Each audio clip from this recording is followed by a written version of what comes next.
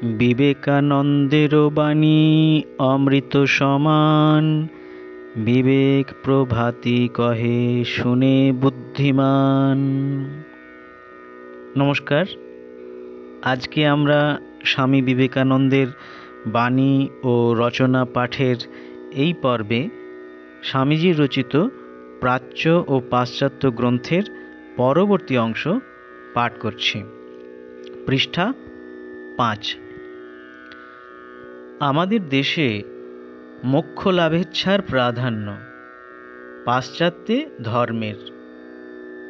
আমরা চাই কি মুক্তি, ওরা চায় কি ধর্ম।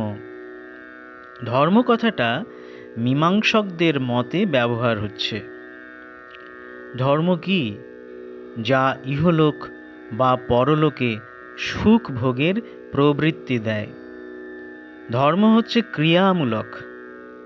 ধর্ম মানুষকে দিন রাত সুখ খোঁজাচ্ছে, সুখের জন্য খাটাচ্ছে। মোক্ষ কি? যা শেখায় যে ইহলোকের সুখ ও গোলামি, পরলোকেরও তাই।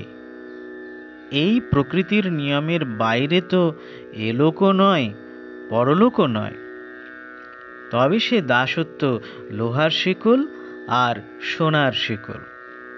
তারপর প্রকৃতির মধ্যে বলে বিনাশশীল সে সুখ থাকবে না।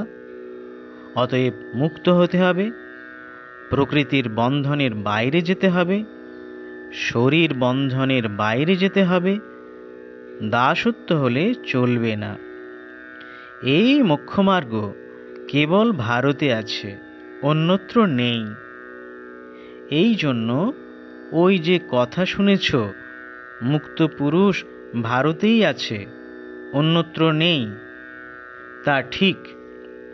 তবে পরে অন্যত্রও হবে, সে তো আনন্দের বিষয়। এককালে এই ভারতবর্ষে ধর্মের আর মোক্ষের সামঞ্জস্য ছিল। তখন যুধিষ্ঠির, অর্জুন, দুর্যোধন, ভীষ্ম, কর্ণ প্রভৃতির সঙ্গে সঙ্গে ব্যাস, শুক, জনকাদিও বর্তমান ছিলেন। বৌদ্ধদের পর হতে ধর্মটা একেবারে অনাদৃত হল, খালি মোক্ষমার্গই প্রধান হল। তাই অগ্নিপুরাণে রূপকছলে বলেছে যে গয়াসুর সকলকে মোক্ষমার্গ দেখিয়ে জগৎ ধ্বংস করবার উপক্রম করেছিলেন। তাই দেবতারা এসে ছল করে তাকে চিরদিনের মতো শান্ত করেছিলেন।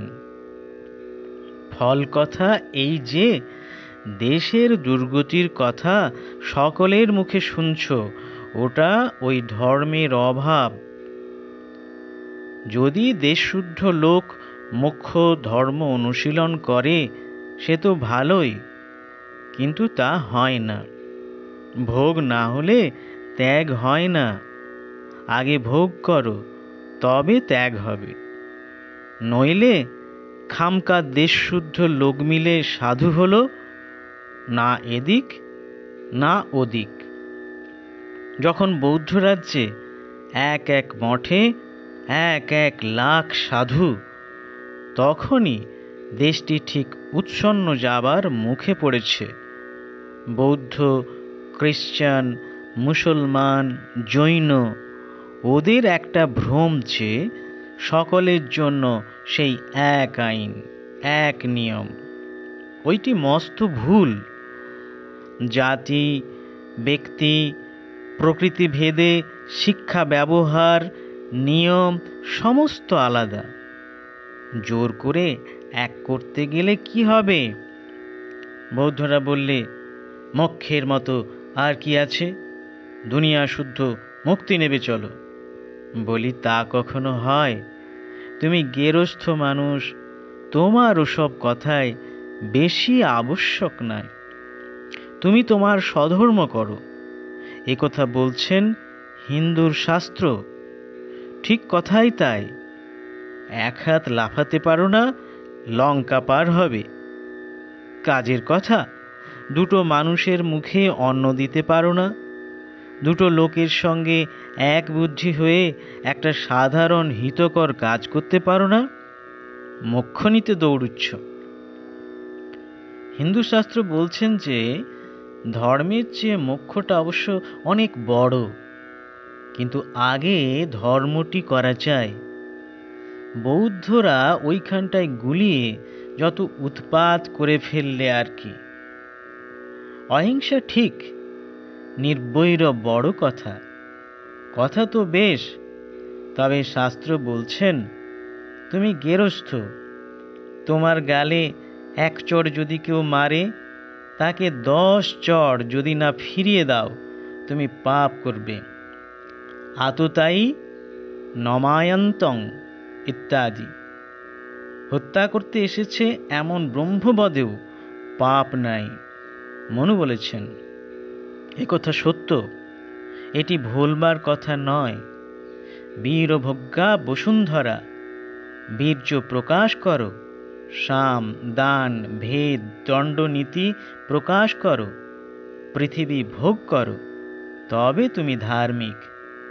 আর ঝাঁটা লাথি খেয়ে চুপটি করে ঘৃণিত জীবনযাপন করলে ইহকালেও নরকভোগ, পরলোকেও তাই। এই শাস্ত্রের মত। সত্য সত্য পরম সত্য। স্বধর্ম করো হে বাপু, অন্যায় করো না, অত্যাচার করো না, যথাসাধ্য পরোপকার করো। কিন্তু অন্যায় সহ্য করা পাপ গৃহস্থের পক্ষে। তৎক্ষণাৎ প্রতিবিধান করতে চেষ্টা করতে হবে। মহা উৎসাহে অর্থোপার্জন করে স্ত্রী পরিবার 10 জনকে প্রতিপালন, 10টা হিতকর কার্যানুষ্ঠান করতে হবে। এ না পারলে তো তুমি কিসের মানুষ? গৃহস্থই নও, আবার মোক্ষ? ওম নমঃ শ্রী জ্যোতিরাজায় বিবেকানন্দ শূরায় সচ্চিৎ সুখ স্বরূপায় স্বামিনে তাপহারিণে।